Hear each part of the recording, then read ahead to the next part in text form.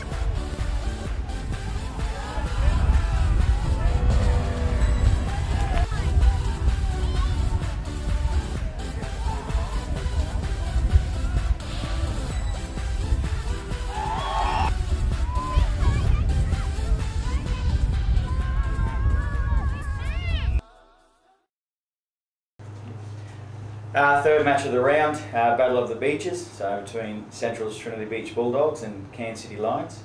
Obviously the Lions started off very impressive in the first quarter. I think Robbie Turano made an impact in the game, and then obviously Doggies come in and a few plays stood up. Yeah, second quarter Doggies kept the guys nearly scoreless, so a really tough game out there. Pretty impressed with how Lions were able to stay in the game for 2 out of the 4 quarters.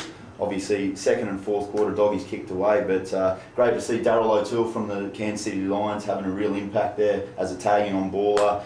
Good to see my mate Grossi running around getting a couple of kicks and kicking some goals as well. But yeah, Bradshaw was fantastic for the Dogs. Also throwing in Brian Durbridge as well, kicking some late goals in the game too. Yeah, and obviously Lions had Aaron McNabb up forward, kicking 4 goals. And on the flip side, Brian Durbridge and Damien Rowe ended up with 3 goals, and obviously from the midfield they're pushing down hard and fast, and they're looking for them as well. Yeah, definitely. Obviously we take on the Lions this weekend out at Fretwell Park, and knowing a few of the boys at the Lions, that's going to be a ripper game in itself. But I know one of our jobs is going to be to shut down Aaron McNabb. He's had a great off-season with the cricket, and he started the season pretty well with the Lions as well, being new to Cairns and obviously co-coaching with Webby out there at the Lions. Let's take a look at the highlights.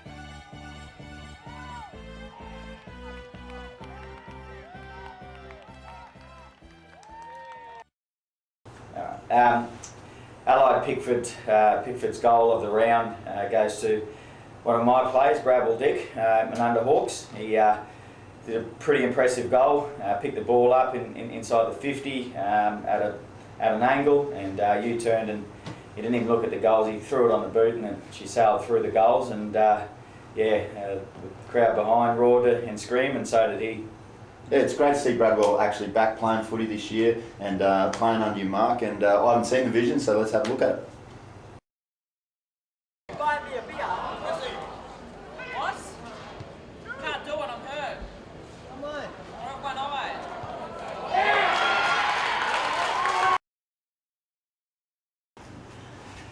Round 3 in this week's duel between South Cairns and Cairns City Lions will take place at Fretwell Park at 3 o'clock. A game not to be missed. Yeah, no, looking forward to it, Marc. And whilst our boys are battling it out, Port Douglas will be taking on North Cairns up at their home ground, the Croc Pit. Unfortunately, I think it's going to be a pretty rough day for the North Cairns Tigers travelling up there. So let's see how it turns out.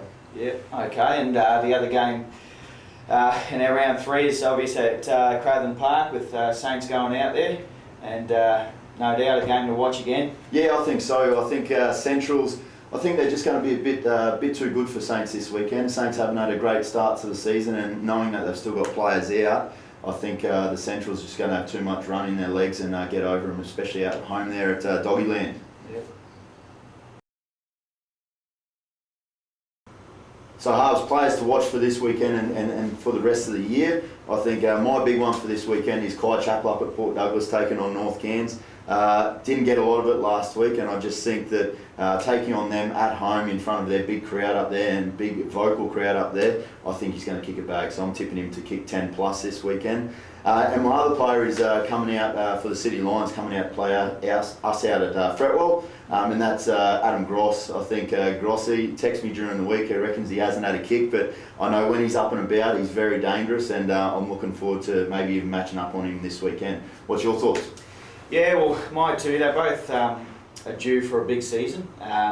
First one I will say is Damien Rowe out at Centrals.